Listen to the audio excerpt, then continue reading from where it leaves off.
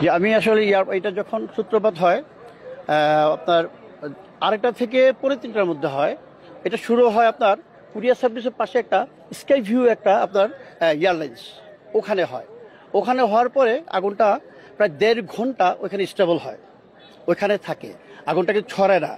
এর মধ্যে fire brigade চলে আসার পর আমরা যখন আগুনটা দেখি তখন আমি আবার কুরিয়ার সার্ভিস ইনচার্জ, কুরিয়ার সার্ভিসে ঢোকার জন্য আমরা চেষ্টা করতেছিলাম। ফায়ার ব্রিগেড আমাদের ঢুকতে দিল না, বললো যে এখানে ঢোকা যাবে না বলে আমরা তাহলে আপনার আগুন নেওয়ার ব্যবস্থা করেন। উনি বলে যে আমরা পারমিশন পাচ্ছি না সিভিল এভিয়েশনের।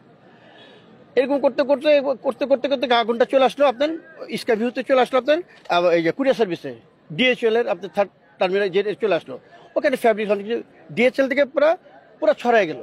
কুরিয়ার সার্ভিসে আগুন ধরা শেষে গিয়ে চলে আসলো আপনার ডিজিআর, যেটা ডেঞ্জারাস গুডস বিমানের 2 নম্বর গোডাউনে। এইটুকু পর্যন্ত কিন্তু আসার প্রশ্নই ওঠে না। যদি আমরা ওইখানে ওটা ঠেকাই দিই, ওইখানে ঠেকানো হয় নাই। আগুনটা 1.5 ঘন্টা ওখানে ছিল। এরপর তাদের কোনো অ্যাক্টিভিটিস নাই বিতর্কিত। ওইখান থেকে চলে গেল আপনার আগুনটা সরাসরি চলে গেল কোথায় আপনার 2 নম্বর গোডাউন থেকে আপনার 3 নম্বর গোডাউন, 2 নম্বর গোডাউনে ওয়্যার হাউস যেটা, ওইখান থেকে চলে গেল আপনার 1 নম্বর গোডাউন, যেটা আপনার ইলেকট্রনিক্স, তারপরে বিভিন্ন গিফট আইটেম যেগুলি যা আছে সবগুলিতে চলে যাওয়ার পরে ওনারা আগুন নিভাতে পারছেন। আমি বলছি আপনারা যদি আগুন নিভাতে না পারেন, পানি না থাকে বলেন, আমি আমার এখান থেকে পানি দিই, আমার পানি লাইন আছে, ওই যে ফায়ার ব্রিগেড দেওয়া যায় না, ওনারা পানি মারতে পারবে না। সমস্যা কিসের সমস্যা? আগুন বেশি জ্বলবে। এভাবে জ্বলতেছে এখন পর্যন্ত জ্বলতেছে, কিন্তু এই কোনো প্রতিকার হয়নি। আর ভিতরে আপনার ক্যানোপি থেকে আগুন মারবে, গাড়ি বাইরে দিয়ে কিভাবে পানি মারবে? বাইরে থেকে একটা মশার ঢোকার জায়গা রাখে না, কারণ রেস্ট্রিক্টেড এরিয়া। ওখান থেকে পানি আমি কিভাবে মারবো? আমার মারতে হলে আমি ক্যানোপিতে ঢুকে যাবো 8 নম্বর গেট দিয়ে, ঢুকে আমার পুরো ওপেন, তখন আমি গাড়ি পুরো ভিতরে ঢুকাই দিয়ে তখন আমি পানি মারবো, আগুন নিবে। এখন আমরা যদি বাইরে থেকে ওয়াল দিয়ে বেষ্টনী দেওয়া, এখান থেকে আমরা ওখানে আগুন জ্বলতেছে, আগুন জ্বলতেছে দেখতেছি, এখান থেকে পানি মারলে তো কোনো লাভ হবে না।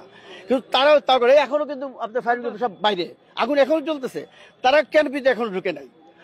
আগুন কিন্তু জ্বলতে নিপতেছে, হ্যাঁ এইভাবে চলতেছে। আর তো আমরা যদি প্রথমেই ক্যানোপিতে ঢুকে আগে পানি মারতো, আমাদের ওইখানে বন্ধ হয়ে যেত, তাহলে আমাদের এখানে আর এতটুকু ক্ষয়ক্ষতি আসে না।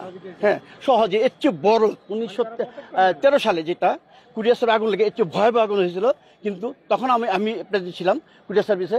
আমরা আগুনটাকে এদিক থেকে প্রোটেক্ট দিচ্ছি, যাতে এদিকে না আসে, যাতে কেমিক্যাল গোডাউন না আসে। তখন কিন্তু আমরা পারছিলাম, এবার আমাদেরকে ঢুকতে দেওয়া হয় নাই, আমরা পাইনি, এবার কেউ পারে নাই। আগুন নিজ গতিতে জ্বলে পুরা ধ্বংস হয়ে গেছে, হাজার কোটি টাকা ধ্বংস হয়ে গেছে।